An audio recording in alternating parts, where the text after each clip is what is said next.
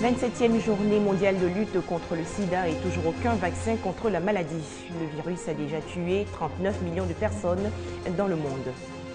En Côte d'Ivoire, le grand public découvre le monde des sciences. C'est la quinzaine internationale de la science et de la technologie.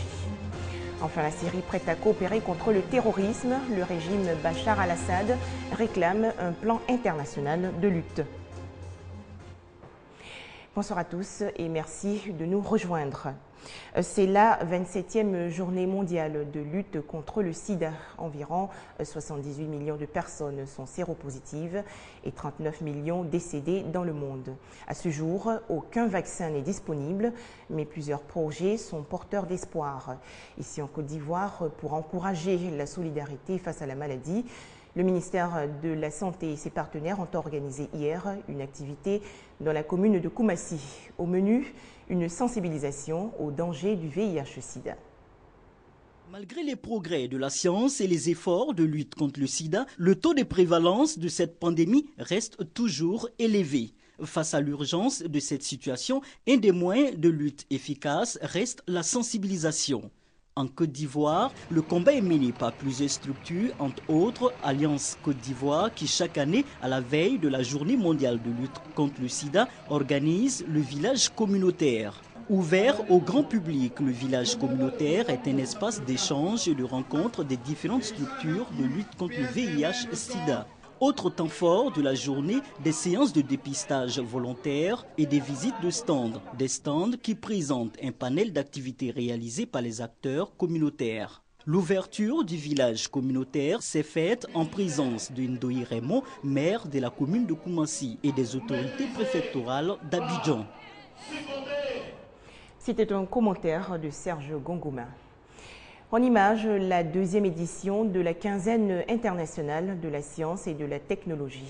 Une occasion pour le grand public de découvrir le monde des sciences à travers des expositions, conférences et autres ateliers pédagogiques.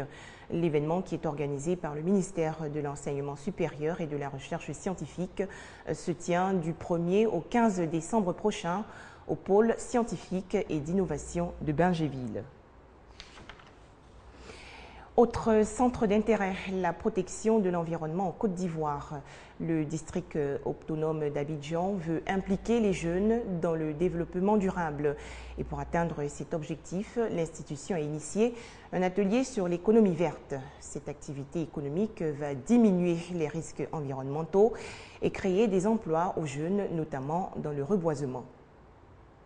La valorisation de l'économie verte peut aider la Côte d'Ivoire à préserver l'environnement, à créer de l'emploi et donc à lutter contre le chômage. Conscient de tous ces avantages, le ministère de l'Environnement, de la Salubrité urbaine et du Développement durable, à travers sa direction de l'économie verte et de la responsabilité sociétale, fait la promotion de l'économie verte auprès des populations.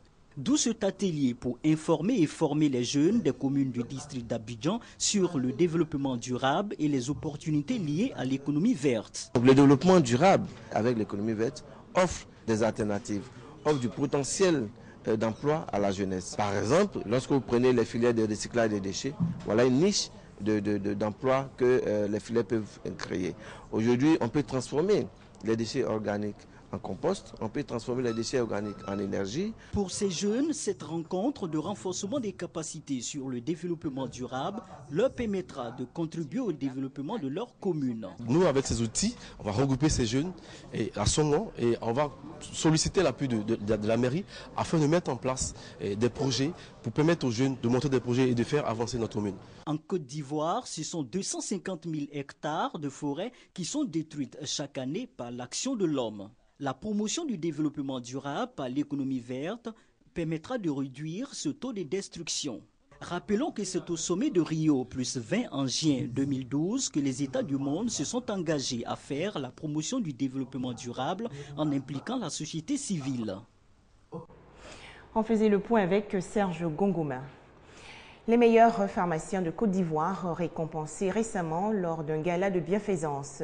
Des prix ont été décernés à ces professionnels de la santé qui ont su se distinguer dans la pratique de leur profession. Il s'agissait également de recueillir les fonds suffisants pour les enfants malades des reins du centre hospitalier et universitaire de Yopougon. Ça y est, les activités du réseau des femmes du secteur privé de Côte d'Ivoire sont lancées.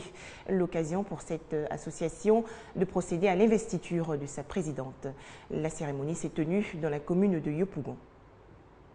Les femmes de Côte d'Ivoire aspirent à un mieux-être. Venues du district d'Abidjan de l'intérieur du pays, elles veulent s'unir pour lutter contre la pauvreté. Le réseau des femmes du secteur privé de Côte d'Ivoire décide de leur offrir cette opportunité. Cette ONG qui regroupe les femmes de tous les secteurs d'activité vient d'investir sa toute nouvelle présidente. J'ai commencé à mettre les femmes en coopérative. Je les sensibilise pour se mettre au travail. Même si je n'ai pas de moyens, je demande les gens de bonne volonté de m'aider à écouter les femmes pour que vraiment les femmes ivoiriennes, vraiment elles ont compris, elles veulent travailler, elles veulent se prendre en charge pour lutter contre la pauvreté. Henriette Lagou était la marraine de la cérémonie. Elle a encouragé ses filles et entend leur apporter son aide. De par nos conseils, nous allons pouvoir les soutenir. Elles nous ont indiqué les secteurs dans lesquels elles veulent évoluer. Et donc, concrètement, nous allons les soutenir à rechercher des financements. Nous allons les soutenir à élaborer leurs projets. Le réseau des femmes du secteur privé de Côte d'Ivoire veut œuvrer à l'autonomisation des femmes pour que celles-ci jouent pleinement leur rôle dans le développement de la Côte d'Ivoire. Il a été créé en 2013 et compte aujourd'hui plus de 500 membres. Des précisions de Ami Sissoko. Au chapitre politique, une toute autre investiture, c'est celle du président de l'association CADO, entendez en langue locale Gouro, nous sommes un. L'association CADO, qui est également une plateforme d'échange, regroupe les fils et filles du centre-ouest de la Côte d'Ivoire. La cérémonie s'est tenue dans la commune de Marcory. Les populations Nyandebois, Youre, Sokia, Mouan, Ban et Gouro de l'association CADO posent leurs valises à Marcory. Et pour marquer cette présence sur les bords de la lagune Ébrié, ces populations ont investi leur tout premier président communal en la personne de Doubi Irie Noël.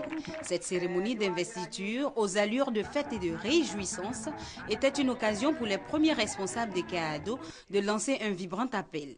Notre message, c'est qu'à travers CADO que nous avons créé, nous voulons que tous les Ivoiriens regardent dans la même direction, la direction de la cohésion sociale, de la paix durable pour un développement humain qu'a lancé le président Alassane Ouattara pour renforcer le même appel, c'est-à-dire appuyer celui du président Bédié qui est que de se retrouver autour du président Alassane Ouattara pour qu'il puisse continuer son programme d'émergence, de cohésion sociale et de paix durable en Côte d'Ivoire.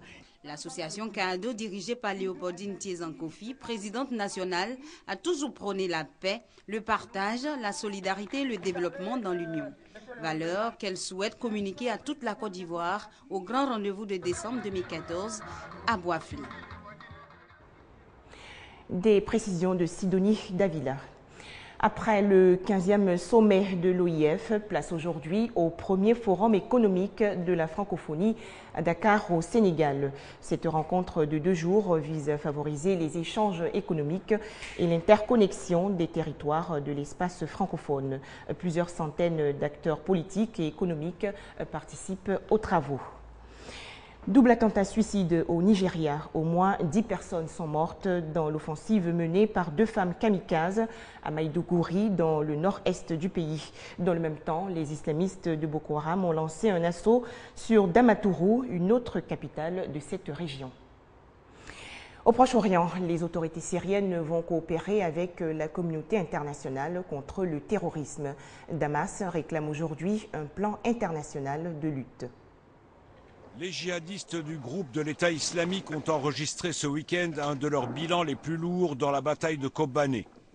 Sous le regard des curieux qui surveillent le front depuis le territoire turc, les combats font rage dans cette ville kurde syrienne frontalière de la Turquie. La résistance acharnée opposée par les combattants kurdes syriens et les frappes aériennes de la coalition internationale mise sur pied par Washington ont fait au moins 50 morts en 24 heures dans les rangs des djihadistes. Sous couvert d'association à la lutte internationale contre la terreur de l'État islamique, Le régime de Bachar el-Assad s'est livré, lui, dimanche, à une opération d'autoréhabilitation.